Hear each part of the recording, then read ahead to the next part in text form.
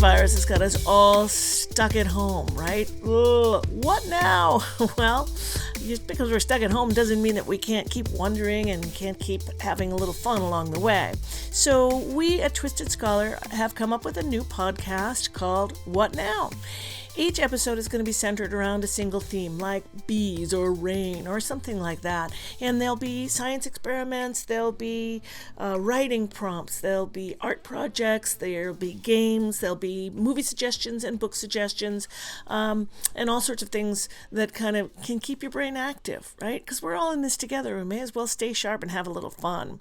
So join us and see what's new on What Now? So let's talk about bees. It's warming up. The leaves are starting to come out. Flowers are popping up all over the place. And pretty soon there are going to be bees flying all over the place. So go outside. Take a minute. Go outside. Whether outside for you means the fire escape, the rooftop, or your yard, or a pea patch, or the park. Go outside and listen. What do you hear? Do you hear traffic? Maybe conversations? Maybe some airplanes? Listen.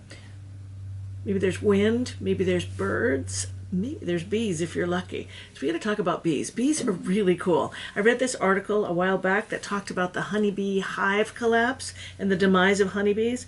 This was not an uplifting article. It talked about how if the bees go, that's going to get rid of all the things that are pollinating our food. So our food won't be able to be pollinated anymore, our plants. Our cotton won't be able to be pollinated, linen. So basically, at the end of this article, it left you saying, you know what, if things are going the way they're going, we're going to have no food and no clothes. So basically we're going to be starving and naked, which was not uplifting. So I dove into a little research because I thought, you can't just leave it there. I wanted to find out what we can actually do. Maybe we can make a difference, and it turns out we can.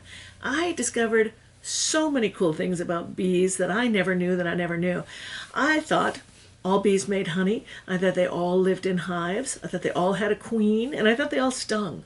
But you know what? Not true. There are 20,000 species of bees on this planet. Let that number sink in. 20,000. That is a boatload of bee species. How many do you think make honey? How many do you think live in a hive with a queen? How many sting? About 7.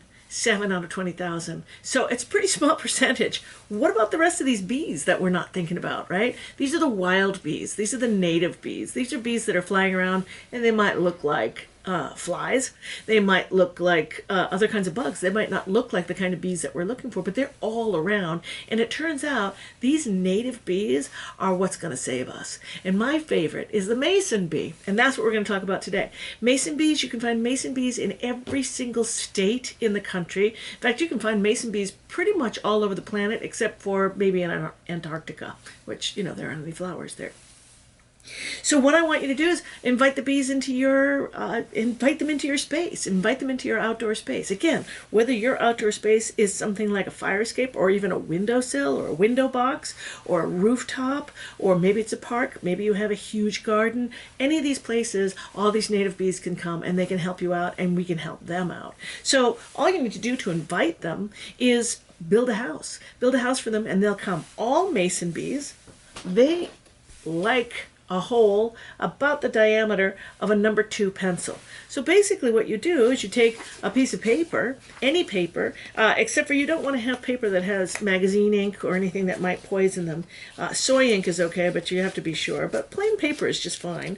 And you roll the paper around the pencil. And then you tap out your pencil, pull it out, tape that closed, and you've got a beautiful little chamber. If you put a bunch of these together and stick them in something waterproof, mason jar works really well. A pop bottle with the top cut off can work really, really well. I've just used a mason jar here, and I've taken duct tape and wrapped it around so I can make a handle.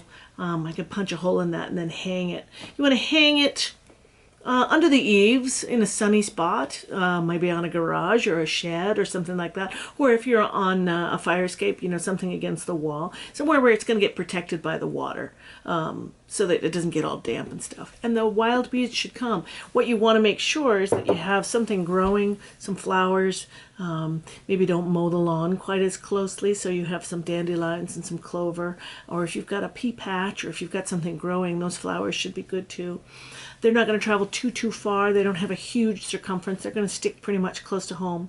They also need a little water. I make a little dish and I throw some marbles or rocks inside because it gives them a little beachfront property, and someplace that has some mud, because what they do is they fly around, they gather food, they come back into the hollow space, they go back in, they make a pile of food. When the pile of food is big enough, they lay an egg on it. Then they fly out and grab mud in their jaws and come back and spackle a wall. And they do that over and over again. And they fill these hollow spaces with, a pile of food, an egg, a wall, a pile of food, an egg, a wall, a pile of food, an egg, and a wall. And you just need to provide those things for them. So do it. Make a bunch of different ones. You can decorate them in different ways. Hang them up. See if you notice any activity from some bees. It's a great thing. Did you know? Okay, so here's a really cool thing. When bees fly through the air, they're bombarded by air all the time. And because they're bombarded by air and all these particles, they get little particles knocked off them, and electrons get knocked off. So they are ever so slightly negatively or positively charged, because the negative charge goes on.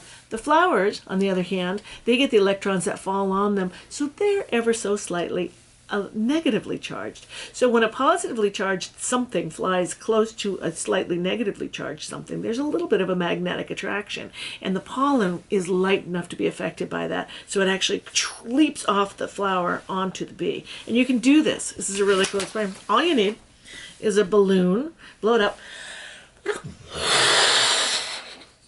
Okay. And